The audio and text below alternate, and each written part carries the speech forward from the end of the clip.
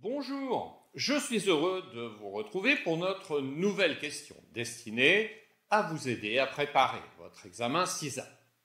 Aujourd'hui, notre question portera sur le domaine 3, acquisition, développement et mise en œuvre des systèmes, et plus particulièrement sur le bon déroulement d'un projet de développement logiciel, bien évidemment, selon la perspective d'un auditeur des systèmes d'information.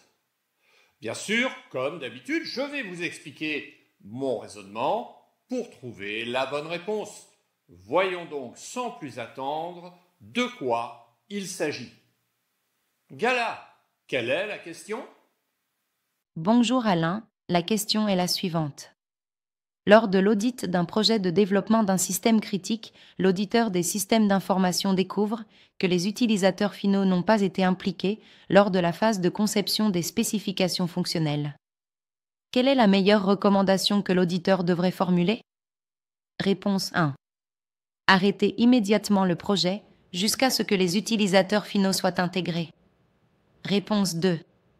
Recommandez de poursuivre le projet et de collecter les exigences des utilisateurs au cours des phases de test. Réponse 3. Recommandez de redémarrer la phase de spécification fonctionnelle avec une participation active des utilisateurs finaux. Et enfin, réponse 4. Conclure que l'absence d'implication des utilisateurs n'a pas d'impact car l'équipe de développement maîtrise les besoins métiers. Ok. Bon, cette question n'est pas très difficile. Et avec un peu de réflexion, vous devriez trouver la solution. Allez, prenons quand même un instant pour réfléchir aux différentes propositions.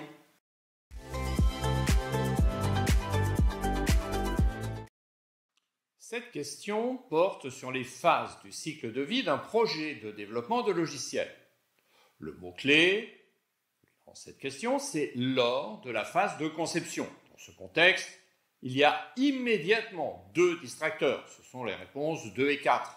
Voyons donc en détail chacune des réponses. Et commençons par les deux distracteurs. Réponse 2, recommander de poursuivre le projet et de collecter les exigences des utilisateurs au cours des phases de test.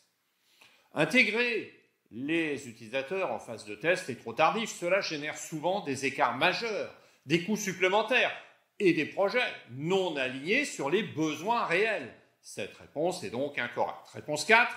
Conclure que l'absence d'implication des utilisateurs n'a pas d'impact car l'équipe de développement maîtrise les besoins métiers. Alors là, cette hypothèse est complètement contraire aux bonnes pratiques d'audit préconisées par l'ISACA. Seule une validation formelle des exigences par les utilisateurs garantit la conformité du système aux besoins métiers. Cette réponse est donc complètement fausse. Il nous reste les réponses 1 et 3.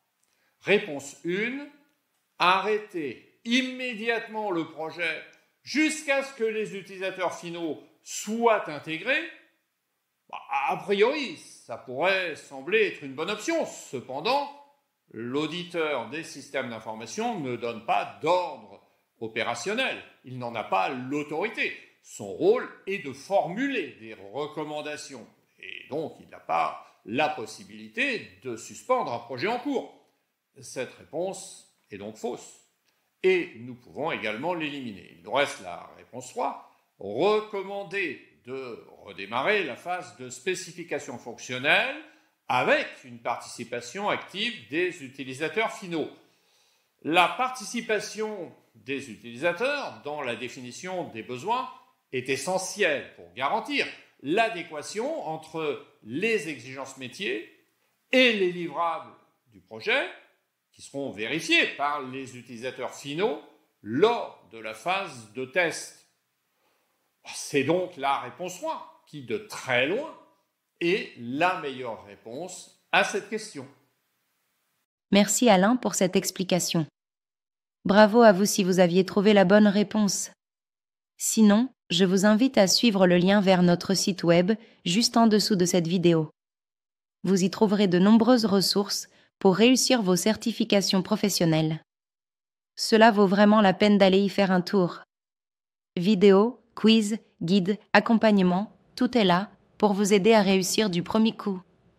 Si cette vidéo vous a été utile, je vous remercie de la liker et de vous abonner à notre chaîne pour être informé de toutes nos publications. Pour ma part, je vous retrouve dès la semaine prochaine pour une nouvelle question. À très bientôt.